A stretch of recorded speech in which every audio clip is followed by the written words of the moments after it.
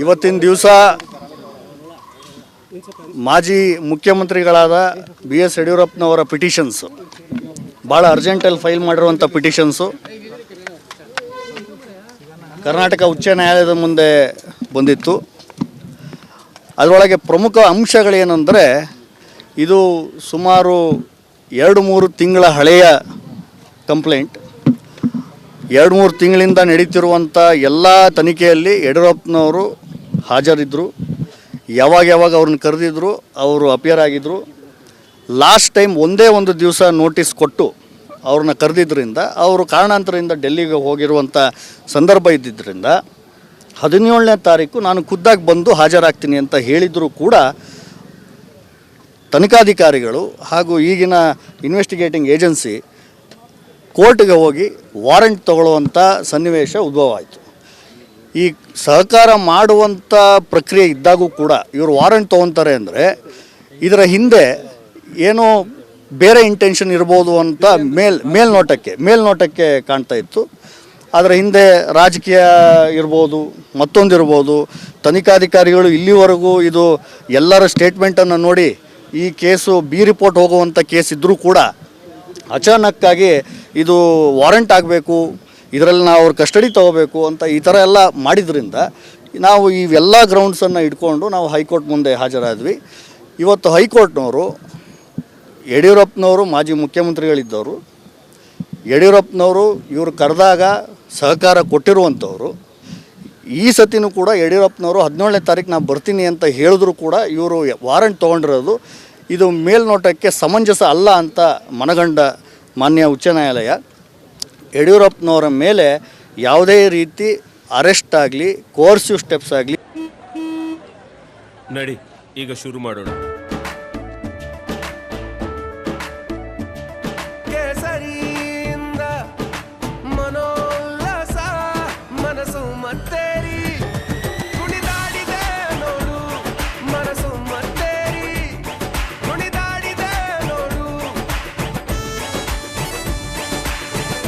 ಕ್ಷಣ ಕ್ಷಣವೂ ಆಚರಿಸಿ ಕೇಸರಿ ಹಬ್ಬ. ವಿಮಲ್ ಬಾಯಲ್ಲಿ ಹೇಳಿ ಕೇಸರಿ ತಗೋಕೂಡ್ದು ಅಂತ ಹೇಳಿ ತಡೆಯಾಜ್ಞೆಯನ್ನು ಕೊಟ್ಟಿದ್ದಾರೆ. ಮುಂದಿನ ಪ್ರಕ್ರಿಯೆ ತನಿಖೆಯಲ್ಲಿ ಯಾವ್ಯಾವ ಪ್ರಕ್ರಿಯೆ ಇರುತ್ತೋ ಅದಕ್ಕೆಲ್ಲ ಪಾಲ್ಗೊಳ್ಬೇಕು ಅಂತ ಹೇಳಿದ್ದಾರೆ. ನಾವು ಪಾಲ್ಗೊಳ್ತಾ ಇದ್ದೀವಿ. ನಮ್ಮ ಅರ್ಜಿಯಲ್ಲಿ ನಾವು ಇದು ರಾಜಕೀಯ ಪ್ರೇರೇಪಿತವಾದಂಥ ಒಂದು ತನಿಖೆ ನಡೀತಾ ಇದೆ ಅಂತ ನಾವು ಹೇಳಿದ್ವಿ. ಇದನ್ನೆಲ್ಲ ಇದರ ಬ್ಯಾಕ್ಗ್ರೌಂಡ್ ಎಲ್ಲ ಇದ್ದಿದ್ದರಿಂದ ಅವರು ಇವತ್ತು ತಡೆಯಾಜ್ಞೆಯನ್ನು ಕೊಟ್ಟಿದ್ದಾರೆ ಅಂತ ನಮ್ಮ ಭಾವನೆ. ಎಲ್ಲಿವರೆಗೂ ಅಂತ ಇದು ಕೇಸ್ ನೋಡೋಣ, ಮುಂದೆ ಉಚ್ಚ ನ್ಯಾಯಾಲಯ ಎಲ್ಲಿವರೆಗೂ ನಮ್ಮ ಕೇಸ್ ನಡೆಯುತ್ತೋ ಅಲ್ಲಿ ತನಕ ಇರ್ಬೋದು ಅಂತ ಅನ್ಸುತ್ತೆ. ಕನ್ಫರ್ಮ್ ಯಡಿಯೂರಪ್ಪನವರು 17ನೇ ತಾರೀಕಿಗೆ ಬರ್ತಾರ? 17ನೇ ತಾರೀಕು ಬರ್ತೀನಿ ಅಂತ ಅವರೇ ಬರ್ಕೊಟ್ಟಿರೋದ್ರಿಂದ ಬರ್ತಾರೆ. ಅರೆಸ್ಟ್ ಇದು ವಾರೆಂಟ್ ಕೊಟ್ಟಿದ್ರು ಬರ್ತಾರಂತ ಹೇಳಿದ್ರ ಮೇಲೆ ಯಾಕೆ ಸರ್ ಇವರು ಅರೆಸ್ಟ್ ವಾರೆಂಟ್ ಅನ್ನು ಇದು ಮಾಡ್ತಾರಂತ ಹೇಳಿ? ಅಲ್ಲ, ನಮ್ಮ ಕೇಸ್ ಇರೋದೇ ಅದು. ನೀವು ಮುಂಚೆ 28 ಮಾರ್ಚಕ್ಕೆ ನೋಟಿಸ್ ಕೊಟ್ಟಿದ್ರಿ. ನಾವು ಆ ನೋಟಿಸ್ ಅಡಿಯಲ್ಲಿ ಯಡಿಯೂರಪ್ಪನವ್ರು ಹಾಜರಾದರು. ಅವರ ವಾಯ್ಸ್ ಸ್ಯಾಂಪಲ್ನೆಲ್ಲ ಕಲೆಕ್ಟ್ ಆಯಿತು. ಪುನಃ 11ನೇ ತಾರೀಕು ನೋಟಿಸನ್ನು ಕೊಟ್ಟು ಒಂದೇ ದಿವಸದ ಅಡ್ವಾನ್ಸ್ ನೋಟಿಸ್ ಕೊಟ್ಟು 12ನೇ ತಾರೀಕು ಹಾಜರಾಗಿ ಅಂತ ಹೇಳಿದ್ರಿ. ನಾವು 12ನೇ ತಾರೀಕು ಆಗಲ್ಲ, 17ನೇ ತಾರೀಕು ಬರ್ತೀನಿ ಅಂತ ನಾನು ಲಿಖಿತವಾಗಿ ಬರ್ಕೊಟ್ಟಿದ್ದೆ. ಆದರೂ ಕೂಡ ಒಂದೇ ದಿವಸ 12ನೇ ತಾರೀಕು ಬಂದಿಲ್ಲ ಅಂತ ಹೇಳಿ ಇವರು ವಾರೆಂಟ್ ತಗೊಳ್ಳುವಂಥ ಹಂತಕ್ಕೆ ಹೋದರು ಅಂತ ಹೇಳಿ ಇದು ಮೇಲ್ನೋಟಕ್ಕೆ ಇದು ಮಾಲಿಫೈಡ್ ಆ್ಯಕ್ಷನ್ ಅಂತ ಕಾಣುತ್ತೆ. ಆದ್ದರಿಂದ ಇದು ನಮಗೆ ಪ್ರೊಟೆಕ್ಷನ್ ಬೇಕು. ದಿಸ್ ಇನ್ವೆಸ್ಟಿಗೇಷನ್ ಸ್ವಲ್ಪ ಪೊಲಿಟಿಕಲಿ ಓವರ್ ಅನ್ಸಿರೋದ್ರಿಂದ ಒಂದು ಕುತೂಹಲ ಇದೆ ಸರ್. ಈಗ ಮಾಜಿ ಮುಖ್ಯಮಂತ್ರಿ ಕೆಲಸ ಮಾಡಿದವರು ಕೋರ್ಟ್ ಯಾವ ರೀತಿಯಾಗಿ ಇದನ್ನು ಕೇಸನ್ನು ಪರಿಗಣನೆ ಮಾಡೋದು ಸರ್? ಕಾನೂನು ಎಲ್ಲರಿಗೂ ಒಂದೇ, ಮಾಜಿ ಮುಖ್ಯಮಂತ್ರಿಗಳಿರಲಿ, ಕಾಮನ್ ಮ್ಯಾನ್ ಇರಲಿ. ಈ ವಿಚಾರದಲ್ಲಿ ಮಾಜಿ ಮುಖ್ಯಮಂತ್ರಿ ಇರೋದರಿಂದ ಇವರು ದೇಶ ಬಿಟ್ಟು ಹೋಗ್ತಾರೆ ಅನ್ನುವಂಥ ಯಾವುದೇ ಅಂಶಗಳು ಮೇಲ್ನೋಟಕ್ಕೆ ಕಾಣೋದಿಲ್ಲ. ಅದಕ್ಕೋಸ್ಕರ ನೀವು ತನಿಖಾಧಿಕಾರಿಗಳು 41A ನೋಟಿಸ್ ಕೊಟ್ಟ ಮೇಲೆ ನೀವು ಅವರಿಗೆ ಅರೆಸ್ಟ್ ವಾರೆಂಟ್ ತಗೊಳ್ಳೋದು ಉಚಿತ ಅಲ್ಲ. ಇದು ಕಾನೂನಿನಲ್ಲಿ ಯಾವುದೇ ಅವಕಾಶ ಇರೋದಿಲ್ಲ ಅಂತ ಹೇಳಿ ಮನಗಂಡ ಮಾನ್ಯ ಉಚ್ಚ ನ್ಯಾಯಾಲಯ ಇವತ್ತು ಅದನ್ನು ಸ್ಟೇ ಆರ್ಡರ್ ಕೊಟ್ಟಿದೆ.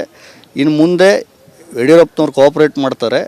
ಯಾವುದೇ ಕಾರಣಕ್ಕೆ ಅವ್ರಿಗೆ ಅರೆಸ್ಟ್ ಆಗಲಿ ಮತ್ತೊಂದಾಗಲಿ ಮಾಡಿಕೊಡ್ದು ಅಂತ ಹೇಳಿದರು. ವಿಚಾರಣೆಗೆ ಬನ್ನಿ ಅಂತ ಹಿನ್ನೆಲೆ ಏನು ಸರ್? 3 ತಿಂಗಳಾದರೂ ಕೂಡ ಏಕಾಏಕಿ 11ಕ್ಕೆ ನೋಟಿಸ್ ಕೊಟ್ಟು 12ಕ್ಕೆ ಬನ್ನಿ ಅಂತಾರೆ. 11ಕ್ಕೆ ನೋಟಿಸ್ ಕೊಟ್ಟು ಆ ನೋಟಿಸಲ್ಲಿ 10 ಅಂತ ಬರೆದು 11ನೇ ತಾರೀಕು ಸರ್ವಿಸ್ ಮಾಡಿ 12ನೇ ತಾರೀಕು ಬೆಳಗ್ಗೆ 10ವರೆಗೆ ಬರಬೇಕು, ಒಂದೇ ದಿವಸದ ಕಾಲಾವಕಾಶ ಕೊಟ್ಟಿದ್ದು ಕೊಡ್ಬೋದು. ಆದರೆ ಕೊಟ್ಟಿರೋದ್ರಿಂದ ನಮ್ಮದು ಹಲವಾರು ಕಾರ್ಯಕ್ರಮಗಳಿದ್ದರಿಂದ 11ನೇ ತಾರೀಕು ಬರೋಕ್ಕಾಗಲ್ಲ, ನಾನು 17ನೇ ತಾರೀಕು ಬರ್ತೀನಿ ಅಂತ ಸಹಜವಾಗಿ ಅವ್ರು ಬರ್ಕೊಟ್ಟಿರೋಂಥದ್ದು. ಬಟ್ ಅದು ತದನಂತರ ಆಗಿರುವಂಥ ಹಿನ್ನೆಲೆ ನೋಡಿದ್ರೆ ಏನು ಸ್ಟೆಪ್ಸ್ ತೊಗೊಂಡ್ರು, 17ಕ್ಕೆ ಬರ್ತಾರೆ ಅಂತ ಅಂದಿದ್ರೆ 17ಕ್ಕೆ ಅವರು ತನಿಖೆಯನ್ನು ಮುಂದುವರಿಸ್ಬೋದಿತ್ತು.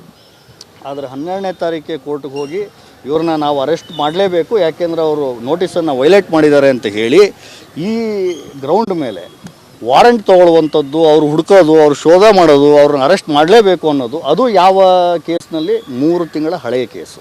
3 ತಿಂಗಳ ತನಕ ನಡೀಲಿದ್ದಂಥ ಸಿಚುವೇಶನ್ನು ಈಗೇನು ಬಂತು, ಈಗ ಯಾಕೆ ಅದು ಉದ್ಭವ ಆಯಿತು, ಈಗಲೇ ಯಾಕೆ ಇವ್ರನ್ನ ಅರೆಸ್ಟ್ ಮಾಡಬೇಕಾಯಿತು, ಇವೆಲ್ಲ ಹಲವಾರು ವಿಚಾರಗಳು ಕೋರ್ಟ್ ಮುಂದೆ ಇದು ಬರುವಾಗ ಇದು ಸ್ವಲ್ಪ ರಾಜಕೀಯ ಪ್ರೇರೇಪಿತ ಅಂತ ಮೇಲ್ನೋಟಕ್ಕೆ ಕಾಣ್ತಾ ಇದೆ ಅಂತ ಕೋರ್ಟ್ಗೆ ಅನಿಸಿದ್ರಿಂದ, ಹಾಗೂ ಈ ಅರೆಸ್ಟ್ ವಾರೆಂಟ್ಗೆ ಯಾವುದೇ ಸಮಂಜಸವಾದ ಗ್ರೌಂಡ್ಸನ್ನು ತನಿಖಾಧಿಕಾರಿಗಳಾಗಲಿ ಇನ್ನೊಬ್ಬರಾಗಲಿ ಅದನ್ನು ಕೋರ್ಟಿಗೆ ಅರ್ಪಿಸೋಕ್ಕಾಗಲಿಲ್ಲ ಇವತ್ತು. ಅದಕ್ಕೋಸ್ಕರ ಅದನ್ನು ಮುಂದೆ ಯಾವ ಕಾರಣಕ್ಕೂ ಈ ಅರೆಸ್ಟು ಮತ್ತೊಂದು ಮಾಡಿಕೊಡ್ದು ಅಂತ ಹೇಳಿ ತಡೆಯಾಜ್ಞೆ ಕೊಟ್ಟಿದ್ದಾರೆ.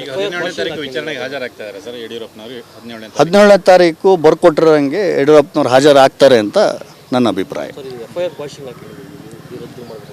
FIR ರದ್ದು ಮಾಡಬೇಕು ಅಂತ ಹಾಕಿರೋದು ಯಾಕೆ ಅಂದರೆ ಇದರ ಹಿನ್ನೆಲೆಯಲ್ಲಿ ಒಂದು ಈ ಕಂಪ್ಲೇಂಟು ಈ ಥರ ಹಲವಾರು ಕಂಪ್ಲೇಂಟ್ಗಳನ್ನು ಹಾಕಿರೋದು ಮುಂಚೆ.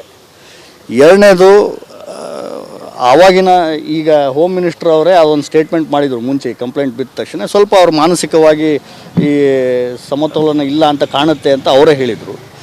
ಮೂರನೇದು ಹಲವಾರು ಜನನ ಈ ತನಿಖೆಯ ವಿಚಾರದಲ್ಲಿ ಯಾವುದ್ಯಾವುದು ಸ್ಟೇಟ್ಮೆಂಟ್ಸನ್ನು ರೆಕಾರ್ಡ್ ಮಾಡಿದ್ದಾರೆ, ಅದು ಯಾವ ಈ ಅಫೆನ್ಸ್ ನಡೆದಿದೆ ಅನ್ನೋ ಬಗ್ಗೆ ಕ್ಲಾರಿಟಿ ಯಾರಿಗೂ ಇಲ್ಲ. ಅಫೆನ್ಸ್ ನಡೆದಿಲ್ಲ ಅನ್ನೋದೇ ಮೇಲ್ನೋಟಕ್ಕೆ ಕಾಣ್ತಾ ಇದೆ. ಇವೆಲ್ಲ ಹಿನ್ನೆಲೆ ಇರುವಾಗ ಈ ಥರ ಕೇಸು ಬಿ ರಿಪೋರ್ಟ್ ಆಗುವ ಕೇಸನ್ನು ಯಡಿಯೂರಪ್ಪನವ್ರನ್ನ ಅರೆಸ್ಟ್ ಮಾಡುವ ಹಂತಕ್ಕೆ ತನಿಖೆ ಹೋಗ್ತಾ ಇದೆ ಅಂದರೆ ಇದು ಪೊಲಿಟಿಕಲಿ ಮೋಟಿವೇಟೆಡ್ ಕಾಣ್ತಾ ಇರೋದ್ರಿಂದ ಇದನ್ನು ಸ್ಟೇ ಮಾಡಬೇಕು, ಈ ಕೇಸನ್ನು ರದ್ದು ಮಾಡಬೇಕು ಅಂತ ನಾವು ಹಾಕಿದ್ವಿ. ವೀಕ್ ಆಫ್ಟರ್ ನೆಕ್ಸ್ಟ್ ಅಂತ ಹೇಳಿದ್ದಾರೆ, ನೋಡೋಣ. Today, the petition filed on behalf of B.S. Yediyurappa had come up before the High Court. Substantial points were argued before the court. Mainly, that the action seems to be, we are suspicious that the action seems to be a malified one, a politically motivated one. On the ground that he has always cooperated with the investigation. Notice were given earlier also, he has participated. The last notice given, only 1 day's advance notice was given to him. So therefore, he by preoccupied meetings, he was unavailable. He has voluntarily written a letter to the IO that he will be coming there and appearing on 17th. Despite this, the IO decided and the investigating agency decided to move the court and get a warrant. This raises serious doubts about their intention. So therefore, we had pleaded all these points before the court. Since we have voluntarily said we are going to appear on 17th and they wanted to arrest us somehow, the court has now put a hold on that. There won't be any more coercive steps against B.S. Yediyurappa, keeping in mind he is a former chief minister. And also keeping in mind, he has always cooperated with the investigating agency. As per the hearing, sir, there was clear visibility that there is no proper modified. It looks like a modified intention in this petition filed by this one. Now, as per the dictum of the High Court and as we have ourselves said, we are going to appear on 17th. We will be appearing on 17th. Sir, as far as the argument is concerned, judge clearly said that it looks like a malified interest, and somewhere it looks like the petitioner was not intentionally appearing. He is preoccupied. It looks like the case was booked on some of the merits which they wanted from their side. Do you feel that, sir? Now, we have brought to the notice of the court that the issue itself was as long as 2-3 months ago. and all along he has cooperated with the investigation. What is so hurry that right now they want to arrest? Those substantial grounds were not made out for arrest at all, and this issue of taking a warrant from the court raised serious doubts about their intention. So therefore, the liberty of Mr. Yediyurappa is today protected. No coercive action has been ordered, and he will take part in the investigation was there any as well. discussion about the lady's the intention, because there are several cases was filed by the lady, and looks like there is a political vendetta as well in this case. Now there are two parts of it. We had brought it before the court as well. That one, the malafides as far as the complainant lady itself is concerned. The second, the intention of the present government.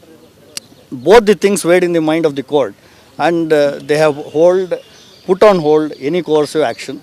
As long as Mr. Yediyurappa is cooperating, I don't see any reason for arrest. Do you feel it's